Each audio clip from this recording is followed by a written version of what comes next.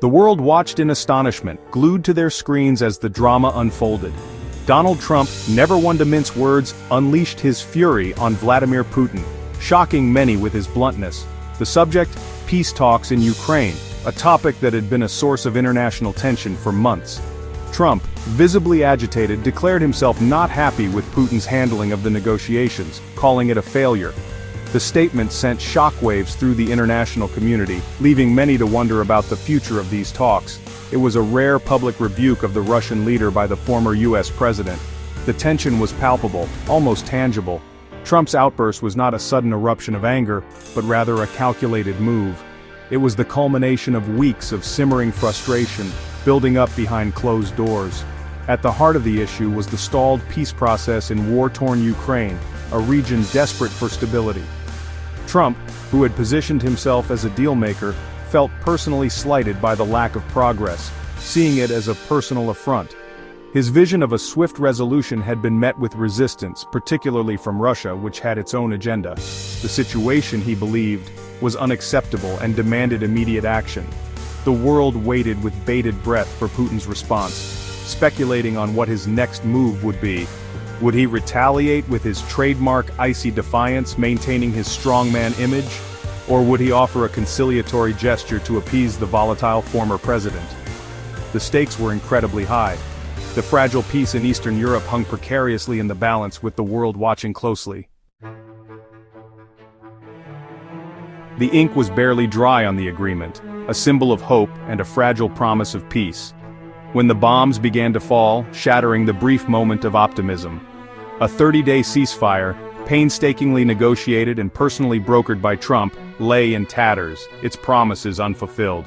The proposed truce, intended to offer a much-needed respite from the violence, was supposed to be a stepping stone towards lasting peace, a beacon of hope in a war-torn land. Instead, it became another casualty in the brutal conflict, a stark reminder of the fragile nature of such agreements.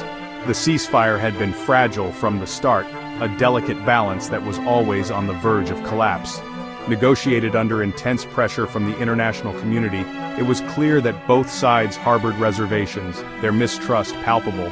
Russia, bogged down in a costly and protracted war, saw it as an opportunity to regroup and consolidate its gains, a strategic pause. Ukraine, desperate for any reprieve from the relentless assault, clung to the hope that it would pave the way for meaningful dialogue, a chance for peace. The bombing of Kyiv, just days after the ceasefire was announced, shattered any illusions of peace, a brutal reminder of the ongoing conflict. It was a stark reminder of the deep mistrust and animosity that fueled the conflict, a cycle of violence that seemed unending. The attack, widely condemned as a blatant violation of international law, sent shockwaves through the region and beyond, highlighting the urgent need for a lasting resolution. Trump, never one to shy away from bold pronouncements, had a plan. He envisioned a swift end to the conflict, a clean resolution that would restore stability to the region. His proposal, however, was met with a mixture of skepticism and alarm. Critics argued that it was overly favorable to Russia, essentially rewarding Putin for his aggression. At the core of Trump's plan was a territorial concession. Crimea, annexed by Russia in 2014, would remain under Moscow's control. It was a bitter pill for Ukraine to swallow, and many within the international community questioned the wisdom of rewarding Russia's annexation. Beyond the territorial concessions, Trump's plan called for a complete withdrawal of Russian forces from eastern Ukraine. In exchange, Ukraine would pledge to remain neutral, foregoing any aspirations of joining NATO. The proposal was designed to address Russia's security concerns, but it raised serious concerns about Ukraine's sovereignty. The criticism was swift and unyielding. Joe Biden, Trump's predecessor and frequent critic, denounced the peace plan as modern-day appeasement. The comparison to the disastrous policies that preceded World War II was not lost on anyone. Biden accused Trump of emboldening Putin, arguing that his willingness to appease the Russian leader would only lead to further aggression. Biden's condemnation resonated with many within the international community who viewed Trump's approach with deep unease. They argued that by acquiescing to Russia's demands, Trump was setting a dangerous precedent. It sent a message, they claimed, that powerful nations could violate international law with impunity. The specter of appeasement loomed large over the debate. Trump's defenders dismissed the comparison as hyperbolic and disingenuous. They argued that the former president was simply trying to find a pragmatic solution to a complex problem. The world, they maintained, could ill afford another protracted conflict. Section 5. A chorus of concerned U.S. officials weigh in. It wasn't just Biden who voiced his concerns. A chorus of voices within the U.S. government expressed deep reservations about Trump's approach to the situation. Vice President J.D. Vance, while stopping short of outright condemnation, acknowledged that Russia's initial peace offer was asking for too much and was unrealistic. He stressed the need for direct negotiations between Moscow and Kyiv, emphasizing that a lasting solution could not be imposed from the outside and must come from mutual agreement. U.S. Envoy Keith Kellogg was even more blunt in his assessment of the situation. He pointed the finger directly at Putin, labeling him the primary obstacle to a comprehensive ceasefire and a peaceful resolution. Kellogg's remarks, delivered during a tense UN Security Council meeting, underscored the growing frustration within the international community and highlighted the urgency of the matter. Russia, they argued, was not negotiating in good faith and was using stalling tactics. The message from Washington was clear. Putin could not be trusted to abide by his commitments, and his actions were seen as a direct threat to global stability. The Kremlin's history of broken promises and its blatant disregard for international law had eroded any semblance of trust, making it difficult for any meaningful progress to be made. Section 6. Shifting blame, the Kremlin's narrative. The Kremlin, as it had done so often in the past, responded with a familiar tactic deflection.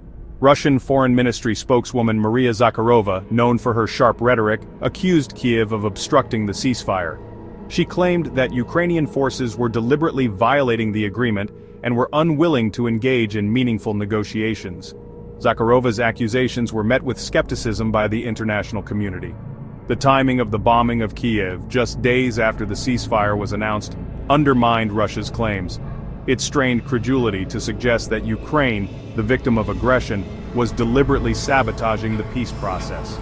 The Kremlin's narrative, however, found a receptive audience among its domestic supporters. State-controlled media outlets amplified Zakharova's claims, portraying Russia as the victim of Western aggression and Ukrainian intransigence. Section 7. A trip marred by conflict. Trump in the Middle East. The timing couldn't have been worse. Trump, eager to showcase his foreign policy credentials, embarked on a high-stakes trip to the Middle East. The visit, initially planned as an opportunity to celebrate a breakthrough in the Israeli-Palestinian peace process, was overshadowed by the escalating crisis in Ukraine. The trip, intended to be a victory lap, quickly morphed into a damage control mission. Trump, facing mounting criticism over his handling of the Ukraine crisis, found himself on the defensive. He used the occasion to reiterate his commitment to peace, but offered no concrete solutions to the escalating conflict. The shadow of Ukraine loomed large over every meeting, every photo op. The world watched not with anticipation but with a sense of unease. The situation, once again, seemed to be spiraling out of control. Section 8. A glimmer of hope, Ukraine's unwavering resolve. Amidst the diplomatic maneuvering and the escalating rhetoric, one thing remained clear. Ukraine was not giving up. Despite facing overwhelming military force, the Ukrainian people displayed remarkable resilience. They refused to be cowed by Putin's aggression, choosing instead to fight for their freedom and their future. The Ukrainian resistance, bolstered by Western military aid and fueled by a deep sense of patriotism, inflicted heavy losses on the invading Russian forces. Their determination sent a powerful message to the world. Ukraine would not be a pushover. The courage of the Ukrainian people, their unwavering resolve in the face of adversity, offered a glimmer of hope in an otherwise bleak landscape.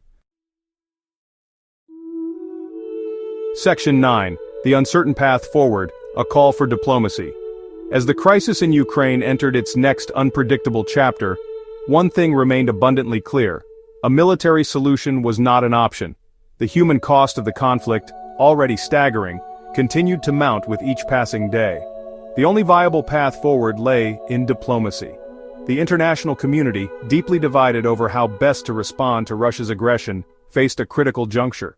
Would they find the resolve to present a united front, to pressure Putin into ending the bloodshed? Or would they allow their differences to prevent meaningful action, condemning Ukraine to further suffering? The world held its breath, hoping against hope that reason would prevail, that diplomacy would triumph over violence. The fate of Ukraine, and perhaps the future of Europe, hung precariously in the balance.